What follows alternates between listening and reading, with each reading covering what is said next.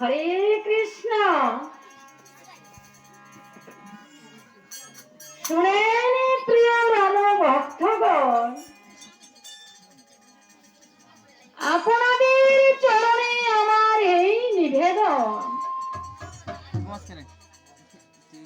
এই ভারীর সাথী রানী ভূমিকির বাবা মারা গিয়েছে।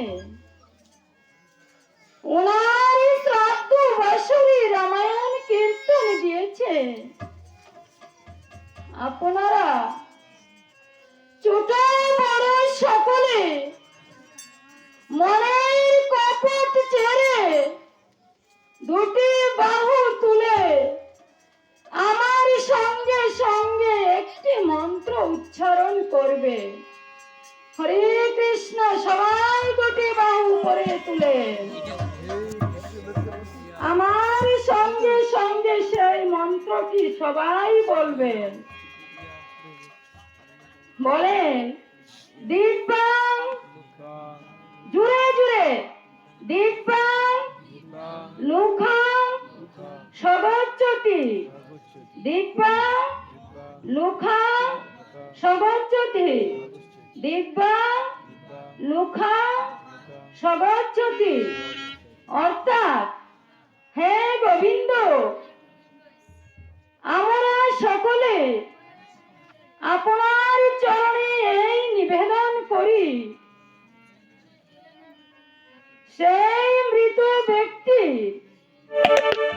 আত্মার সদ্গতি কামনা করুন। সেই মৃত ব্যক্তির আত্মা যেন অনায়াসে বৈকুণ্ঠ ধামে গমন করতে পারে। হরি বল, হরি বল।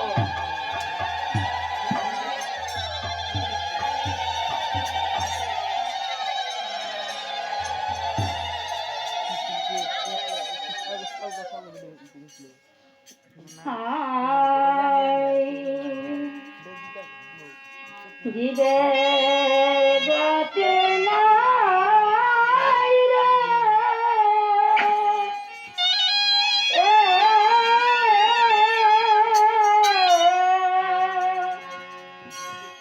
ও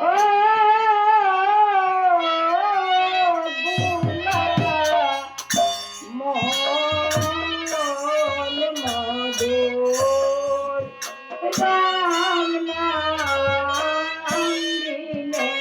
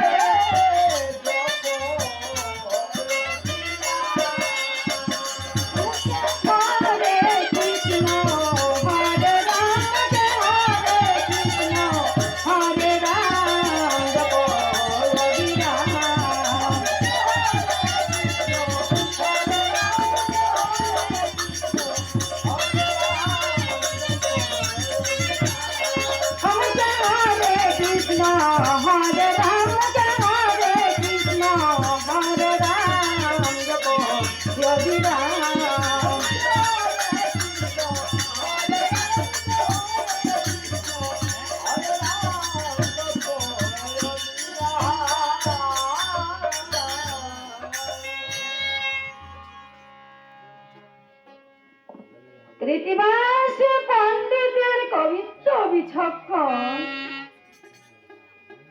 কাশী কণ্ঠে প্রচার হলো অমৃত ঘৃত রামায়ণ। সভা করে বসে আছেন রাম নারায়ণ, চতুর্দিকে বসে আছেন ভক্তবৃন্দগণ।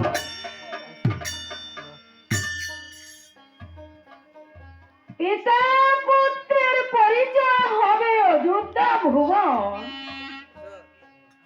সেই অধ্যায়ে রামায়ণ কীর্তন কিঞ্চিত করে শ্রবণ। রামের স্ত্রী সীতা দেবীকে হরণ করে নিয়েছিল লঙ্কার দশমুণ্ড রাবণ। সেই দৃশ্য দেখে এলাম সুখ সাগরের ভেতর।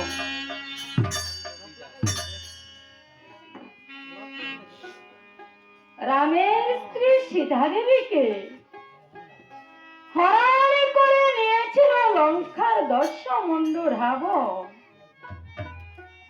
প্রভু রামচন্দ্র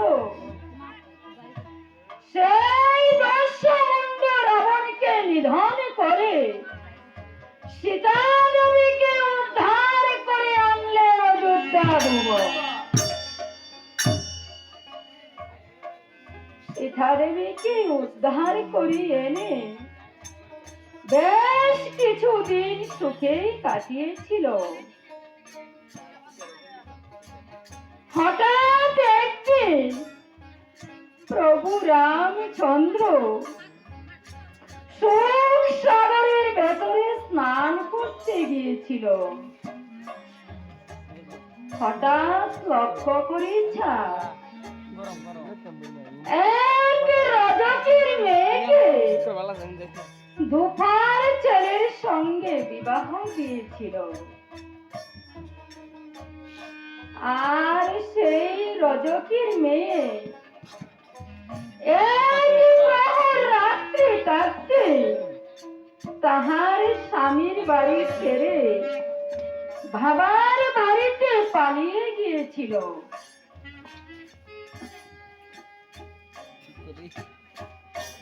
এমন সময় রজক তার মেয়েকে নিয়ে দুপার ছেলের কাছে গিয়ে বলেছে, বাবারে তুমি আমার মেয়েকে গ্রহণ করো বাবা। দুপার ছেলে বলেছে, না আমি আপনার মেয়েকে গ্রহণ করতে পারবো না। কেন পারবে না বাবা? কেন পারবো না? যে মেয়ে এক প্রহর রাত্রি থাকতে স্বামীর বাড়ি ছেড়ে বাবার বাড়িতে পালিয়ে যেতে পারে, সেই মেয়েকে নিয়ে আমি গৃহবাস করতে পারবো না।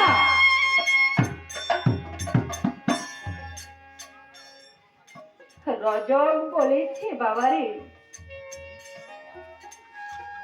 রামের স্ত্রী সীতা দেবীকে হরণ করে নিয়েছিল লঙ্কার দশমুণ্ড রাবণ, আর রামচন্দ্র সেই রাবণীকে নিধন করে সীতা দেবীকে উদ্ধার করে এনে তাকে নিয়ে গৃহবাস করতে পারে, আর তুমি আমার মেয়েকে নিয়ে গৃহবাস করতে পারবে না কেন?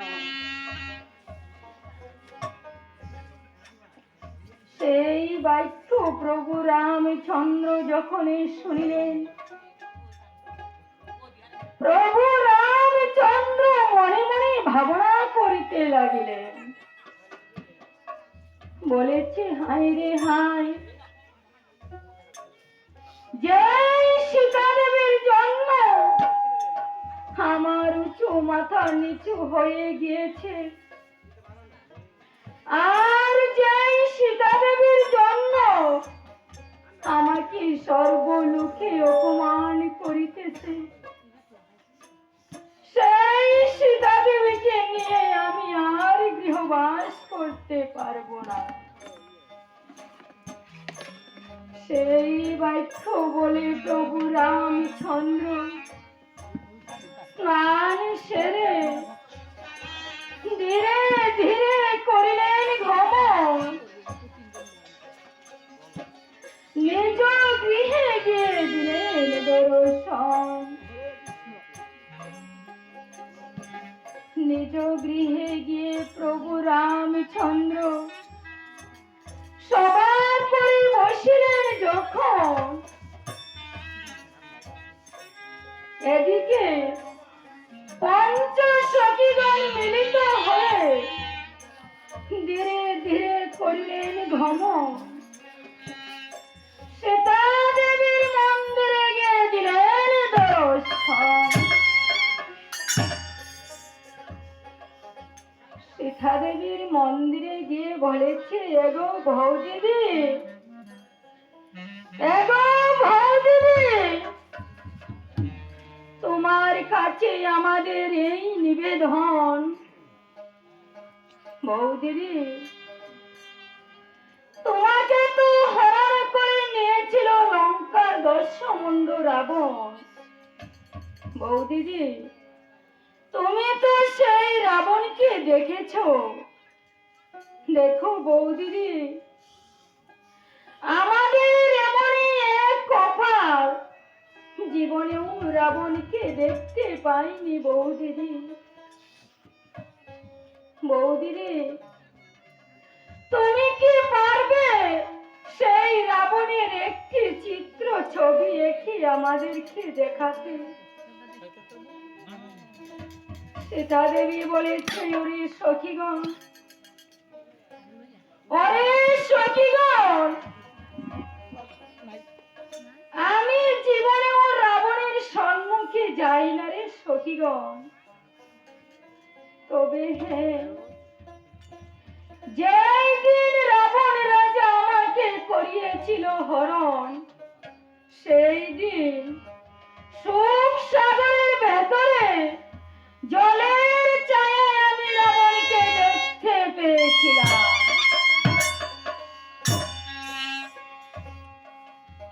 সখীগণ বলেছে, বৌদিদি,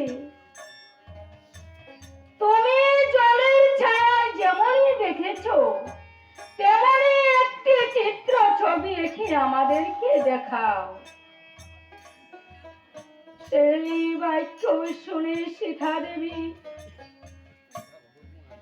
একখানি পত্র হস্তে নিয়ে রাবণের চিত্র ছবি আঁকিতে লাগিলেন। রাবণের চিত্র ছবি এঁকে লক্ষ্য করে চায়, রাবণ রাজা যেন বিশাল রাক্ষসের রূপ ধারণ করিয়েছে দেখিবারে পায়। সেই রাক্ষস রূপ দেখে সীতা দেবী প্রাণের ভয়ে অচৈতন্য হয়ে ভূমিতে পড়ে গিয়েছে।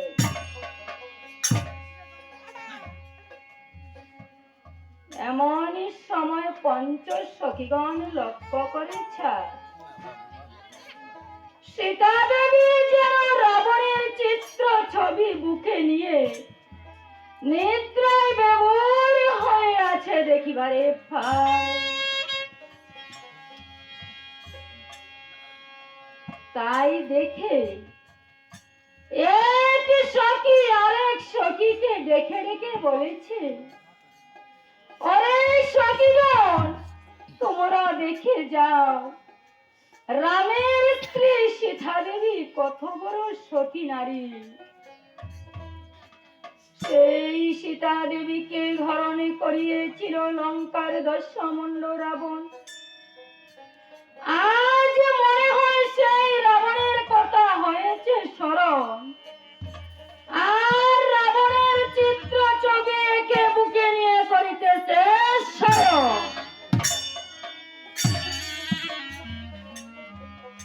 চলো সখীগণ, আমরা প্রভু রামচন্দ্রের কাছে বিচার নিয়ে যায়। সেই বাক্য বলে সখীগণ মিলিত হয়ে ধীরে ধীরে করিলেন ভ্রমণ। প্রভু রামচন্দ্রের কাছে গিয়ে দিলেন দর্শন। রামচন্দ্রের কাছে গিয়ে দাদা দাদা বলে ডাকিতে লাগিলেন, ও দাদা গো, দাদা, এই নিতে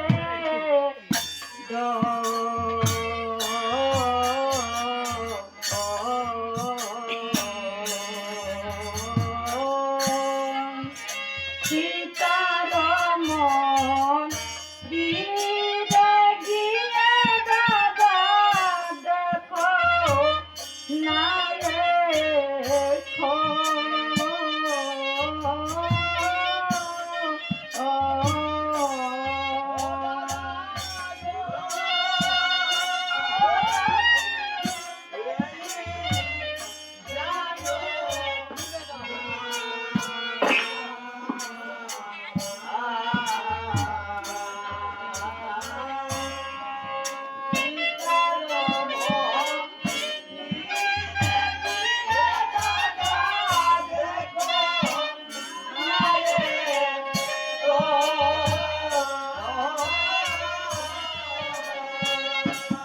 দাদা গো, দাদা নিবেদন